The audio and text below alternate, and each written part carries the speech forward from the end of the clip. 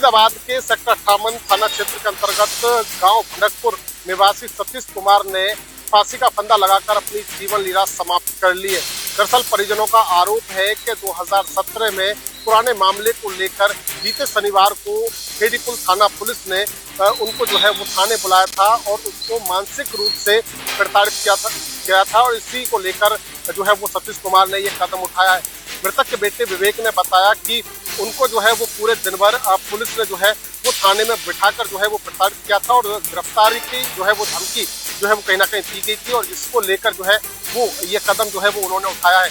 वहीं इस पूरे मामले पर जानकारी देते हुए एसीपी ने बताया कि फिलहाल परिजनों की शिकायत के आधार पर पुलिस ने मामला दर्ज किया है और सभी मामलों पर जो है वो यानी कि जांच की जा रही है। तथ्यों के आधार पर आगामी कार्रवाई की जाएगी। फरीदाबाद जनता टीवी के लिए मुकेश राजपूत। इंद्री पश्चिमी यमुना नहर में गांव सातड़ी के पास आज एक व्यक्ति का शव तैरता हुआ दिखाई दिया। इसकी तुरंत ही सूचना इंद्री पुलिस को दी गई और वहीं गोताखोर प्रगट सिंह को भी इसकी सूचना दी गई। मौके पर प्रगट सिंह गोताखोर भी पहुंचे, उनकी टीम पहुंची और वहीं पर पुलिस की टीमें भी यहां पर पहुंच चुकी थी और शव को बाहर निकाला गया। शव की शिनाख्त करने के लिए आसपास के लोगों को बुलाया गया, लेकिन शव की शिनाख्त नहीं हो पाई है। अब शव को यहाँ से मर्चरी हाउस भेज दिया गया है। 72 घंटे तक यदि उसकी शिनाख्त नहीं होती तो उसका अंतिम संस्कार कर दिया जाएगा। हालांकि आसपास के जो भी है लाडवा, रादौर, यमुनानगर के थानों में पुलिस ने सूचना दे दी गई है और उसके फोटोग्राफ भी वहां पर भेज दिए हैं ताकि उस शव की शिनाख्त हो सके और उस शव को परिजनों के हवाले कर दिया जाए। जांच अधिकारी जसबीर ने बताया कि उन्हें सूचना मिली थी, वो मौके पर पहुंचे और शव का अभी तक शिनाख्त नहीं हो पाई है, उसको मर्चरी हाउस भेज दिया गया है। यदि शिनाख्त होती है तो इसका पोस्टमार्टम कराने के बाद परिजनों को सौंप दिया जाएगा। पुलिस मामले की जांच में जुटी हुई है। इंद्री से जनता टीवी के लिए विजय काम्बोज। में पश्चिमी यमुना नहर में डूबने से एक नाबालिग की मौत हो गई। बताया जा रहा है कि यह युवक अमित यमुनानगर के दुर्गा गार्डन का रहने वाला था और अपने दोस्तों के साथ पश्चिमी यमुना नहर बुढ़िया के पास फतेहगढ़पुर पर नहाने के लिए चला गया था। नहाते समय वह गहरे पानी में चला गया और पानी के तेज बहाव की चपेट में आकर वह पानी में ही बह गया। दोस्तों द्वारा और आसपास के लोगों द्वारा जब देखा गया कि अमित पानी में बह गया है तो उन्होंने शोर मचाया और लोगों ने उसको काफ़ी तलाशने की कोशिश की, लेकिन अमित का कुछ भी पता नहीं चला। वहीं लोगों ने बुढ़िया पुलिस को भी सूचना दी और गोताखोरों को भी मौके पर बुलाया गया। गोताखोरों ने काफ़ी तलाश की, लेकिन डूबे हुए अमित का कुछ भी पता नहीं चला। मौके पर परिजनों को भी बुलाया गया। हालांकि गोताखोरों द्वारा लगातार अमित की तलाश की जा रही है।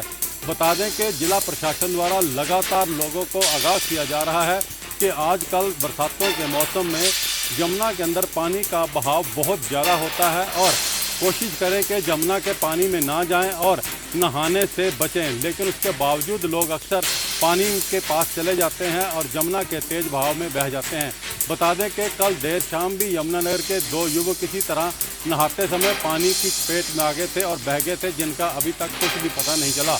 लगातार जिला प्रशासन द्वारा लोगों को चेतावनी भी दी जा रही है और जुर्माना भी लगाया जा रहा है कि जो पानी में नहाता हुआ, यमुना के अंदर नहाता हुआ मिलता है, उसके खिलाफ कानूनी कार्रवाई की जाएगी। लेकिन बावजूद इसके लोग नहाने से बाज नहीं आते और अब फिर एक नाबालिग बालिग जो है वो पानी के बहाव में बह गया। पुलिस हालांकि गोताखोरों की सहायता से उसकी तलाश कर रही है। पानीपत के इसराना थाना के अंतर्गत आने वाले गांव लाखुबवाना में 2 दोस्तों की घर में घुसकर लाठी डंडों से पिटाई कर दी, जिसके बाद घायलों को इलाज के लिए एक निजी अस्पताल में भर्ती करवाया गया, जहां पर दोनों का इलाज चल रहा है। बता दें कि 15 दिन पहले शराब पीने को लेकर इनमें विवाद हुआ था और शराब पीने को लेकर टोका गया था, जिसको लेकर रंजिश रखते हुए दोनों युवकों ने गांव लाखुबवाना में ही जब 2 दोस्त खेत में पानी देने की तैयारी को लेकर जा रहे थे तो उनको लाठी डंडों से पीटा, जिसके बाद वह गंभीर रूप से घायल हो गए। फिलहाल घायलों का निजी अस्पताल में इलाज चल रहा है। पीड़ित की शिकायत पर पुलिस ने मामला दर्ज करके जांच शुरू कर दी है। पानीपत से जनता टीवी के लिए अनिल सैनी की रिपोर्ट।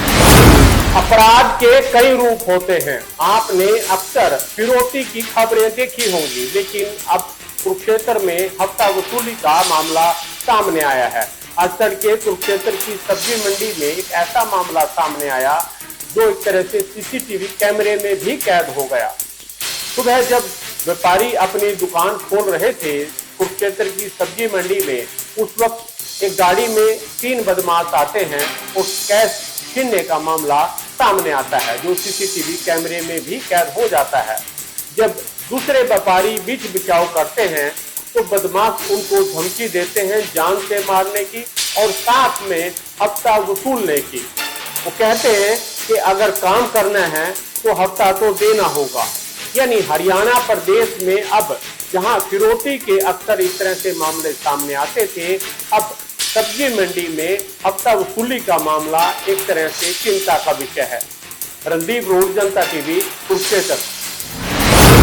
की वारदात लगातार बढ़ती जा रही है। चोरों ने सोमवार की अल सुबह मेन बाजार स्थित रामनगर में करीब आधा दर्जन दुकानों के ताले तोड़कर चोरी कर ली। बताया जा रहा है कि अल सुबह करीब 1:30 बजे चोरों ने रामनगर में 6 दुकानों के लगातार ताले तोड़ दिए और शटर उखाड़कर उसके अंदर से गले में रखी नकदी व अन्य सामान गायब कर दिया। पूरी घटना जो है वो सीसीटीवी कैमरे में कैद हो चुकी है।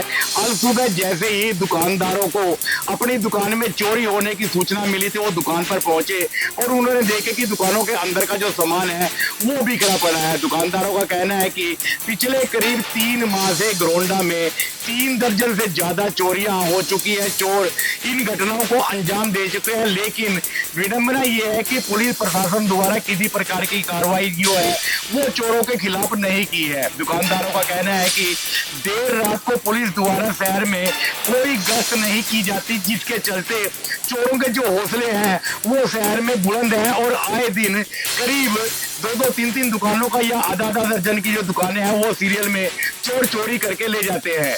गोंडा से जनता टीवी के लिए सुशील कौशिक।